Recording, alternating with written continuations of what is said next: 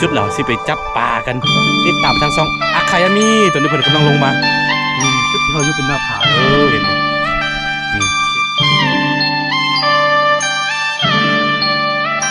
สบายดีแล้วก็สวัสดีทุกคนยินดีต้อนรับเข้าสู่ช่องอาคาน้อ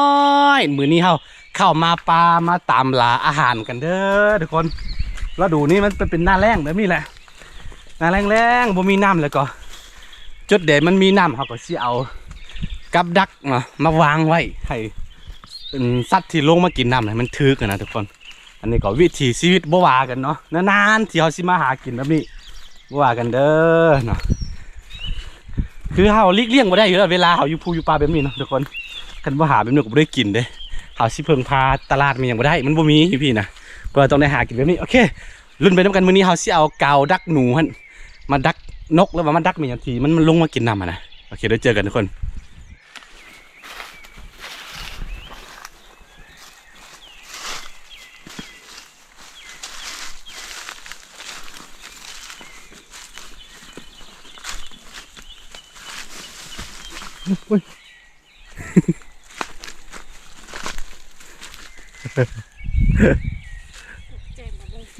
ระวังเลย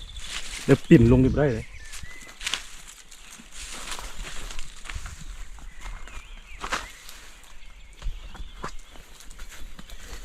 โอ้มีพวกหนูหวายมันยังได้หากินนี่ก็ฮูตัวบางกระหอกบินฮะนะมันสิเข้าไปอยู่ในนี่แล้วก็กลางคืนมันก็สิออกมาหากิน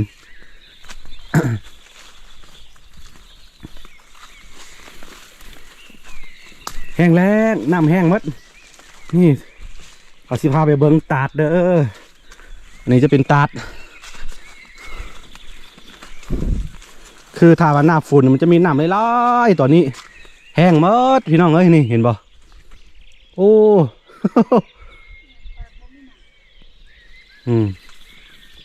โอ้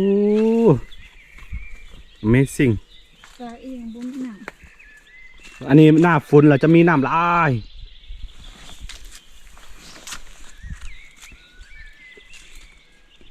โอ้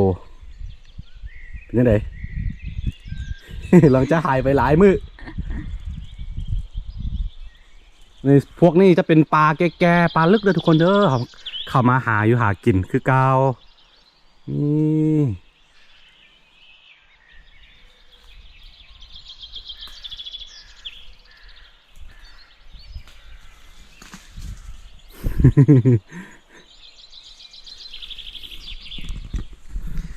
คือตอนนี้เราลงมาตามนาผาแล้วก็สิมาจับกบภูเขากันเด้อพี่น้องเด้อเนาะอย่าลืมเข้าไปกดติดตามทางซอกของอาคายามีเนาะทางอันเวลาจับปูจับปลามันเขาจะลงทางพุ่นคือหน้านี่หลายคนหูเนาะมันเป็นหน้าแล้งก็จะมีน้ำแบบว่าเป็นแบบว่าเป็นบ่อแล้วก็เขาสิเอาน้ำออกแล้วก็จับเนาะเดี๋ยวหลายคนที่สงสัยว่าเอาน้ำออกแล้วสิให้สัตว์มันกินน้ำหนะมันมีน้ำอยู่หลายๆบ่อนนะต่างหากเลยบ่เป็นอย่างนั้นนี่เนาะอันนี้มันจะอยู่บางจุดซื่อเพื่อน้ำมันลอดพื้นนะน้ำมันลอดพื้นแล้วก็มันจะมีเป็นจุดแล้วสิไปจับปลากันติดตามทางช่องอาคายามีตอนนี้เพิ่นกำลังลงมานี่จุดที่เขาอยู่เป็นหน้าผาเด้อเห็นบ่นี่นี่เห่าไทยจักกล่องโกโปรแล้วก็ค่อนข้างมืดนิดนึงเด้อตอนแรงแล้วตอนนี้ตอนสิข้าวก้อนสิข้าวนอนฮอปหนึ่งมันซีลงมากินน้ำนะพวกสัตว์เนาะก็เลยมาวางไว้นี่มันแห้งมัด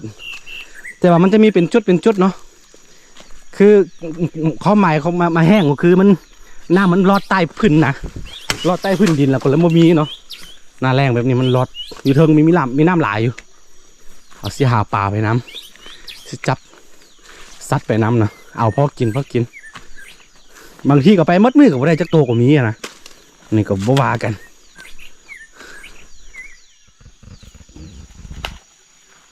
ที่นี่เข้าตาคือตอนนี้เขาเห็นน้ำทุกคนเห็นป่ะแล้วก็เขาสิเอานี่วางเนาะจุดได้เขาบ่วางกันกับดักเขาสิเอานี่อัดไว้นี่เพื่อบ่ให้นกไม่เห็นก็ให้ไปทึกเป้าที่เขาวางไว้นะจุดที่เขาบ่ต้องการวางเขาก็ที่อัดเป็นไว้แล้วก็ป้ายไปทึกบอลเดียวกันหมดเลยมาใส่ไปตรงนี้นะอัดไว้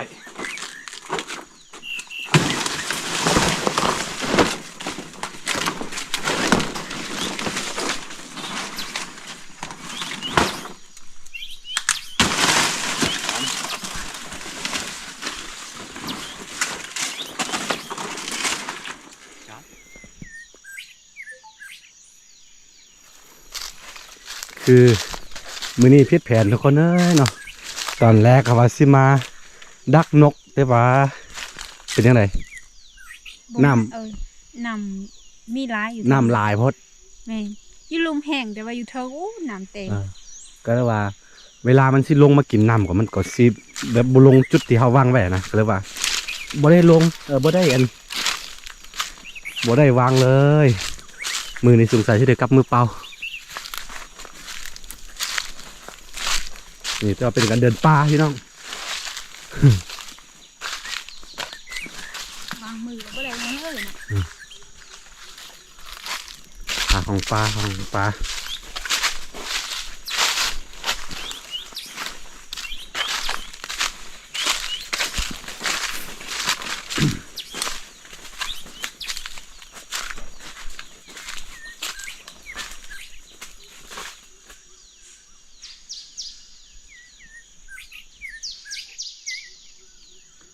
ทุกคนเห็นว่าเห็นตัวฟันป่ะเพิ่นเนาะตัวฟันคือตอนนี้เขาออกมาอยู่ถึงภูแล้วก็บ่มีน้ำแล้วก็เสาคู่จมมาอยากกินน้ำเขาก็เลยว่าสิหาน้ำตามธรรมชาติเดี๋ยววิธีกันหาเป็นยังไงลองลุ่นเบิ่งเดี๋ยวสักครู่วิธีกันหาน้ำก็คือนี่อนุญาตเนาะขออนุญาตปิดซิปนิดนึงเด้อนี่คือไม่อันเครือเนาะเครือถาวรนะมันมีน้ำอยู่ในนี่เดี๋ยวเสียเบิ่งเลยดูเน้นเลยขออนุญาตเด้อบ่ว่ากันเนาะ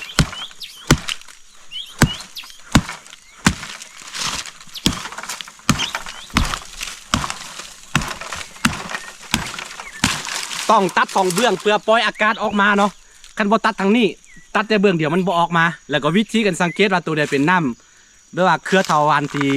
สามารถดื่มได้นะเอาลิ้นไปแตะเบื้องเนาะเดี๋ยวแป๊บนึงเด้อเนี่ยโอ้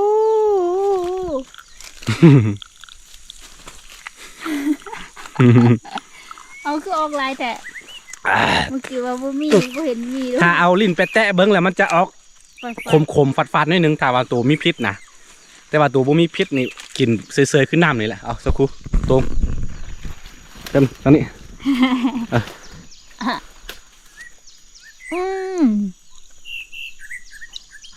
นี่คือวิธีหาน้ำ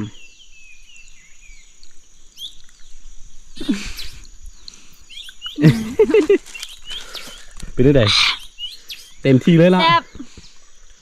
ซันคืออย่างวะคือเคยกินเมียงนี่แหละเอาอีกบ้านหนึ่งแซ่บเดี๋ยวก็อิ่มแหละนี่คือเฮียนหู้ไว้เด้อทักษะกันเอาชีวิตรอดในป่าเด้อทุกคนเลย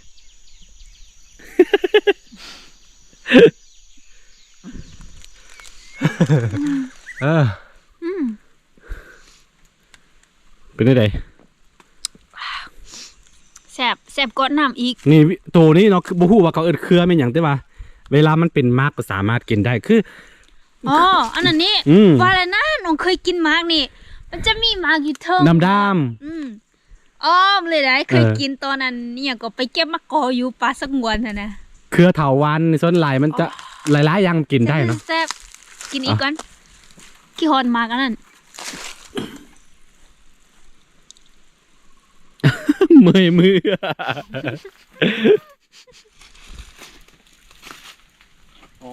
อันนี้มันต้นมันเอาสิเปขึ้นเอาของดีก่อนบูฮูว่าขึ้นได้บ่บุระวังมันเด้อระวังสิทกลงมาเด้อโอ้ลิงหน่อยโอ้ไม่ลิงหน่อยลิงย้ายแล้วนี่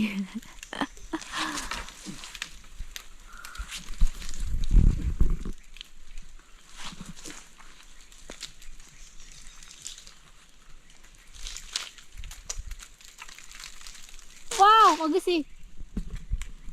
งาเนี่ยซุ้ม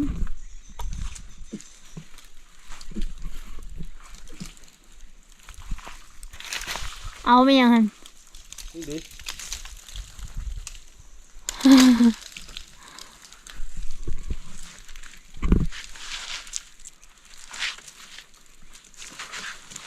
หมดไอ้รอดสองโอ้หมด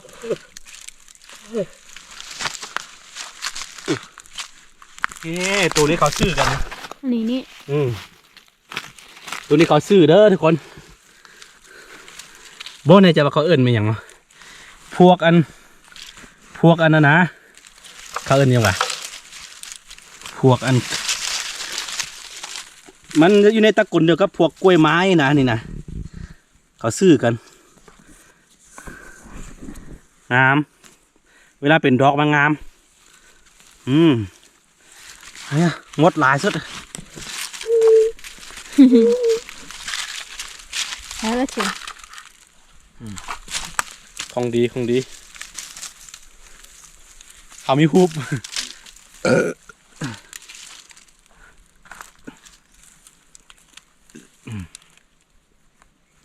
โล150,000นี่แหละทุกคน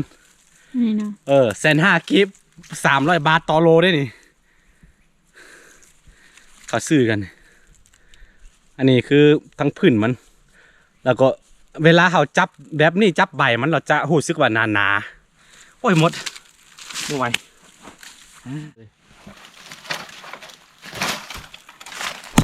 เฮ้ย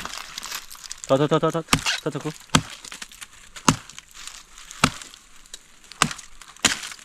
ขออนุญาตเด้อตายต้นหนึ่งแล้วเนาะพวกว่ากัน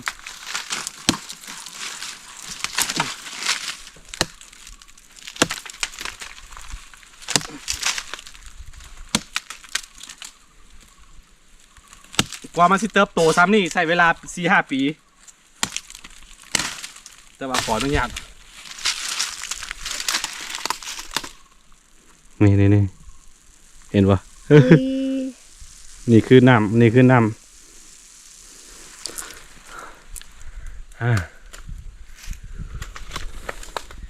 คือเวลาเขาตัดทางนี้แล้วคันบ่ตัดทางนี้บ่เปิดอากาศเนาะมันสิบ่สามารถไหลออกมาได้เนื่องจากว่ามันสามารถดูดกลับขึ้นคือเก่านะถ้าว่าตัดทาง2เบื้องก็เปิดอากาศแปลว่ามันออกมาได้นี่โอ้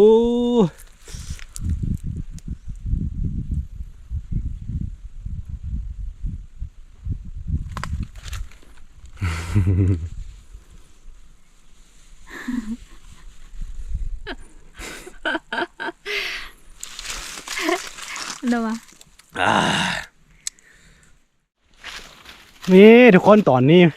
มันมืดแล้วเขาต้องแข่งกับเวลาเผื่อจะออกไปยังเส้นทางเป็นอะไรมืดแล้ว หมดแล้ว หาทางบ่เจอ โอเคทุกคนนี่แหละทุกคนกันมาหาอยู่หากิน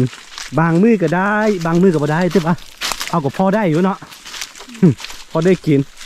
เขาพูเขาปลาก็ได้บ่ได้กลับมือเปล่ามีเนียวให้เขาได้เก็บได้หานะโอเคทุกคนขอบใจที่ติดตามกันมาตลอดทุกคนเด้อเดี๋ยวเจอกันใหม่ในคลิปหน้าตอนนี้เขาที่ได้กลับมาเห็ดคลิปปกติแล้วอ้โยมืดแล้วไม่เห็นละ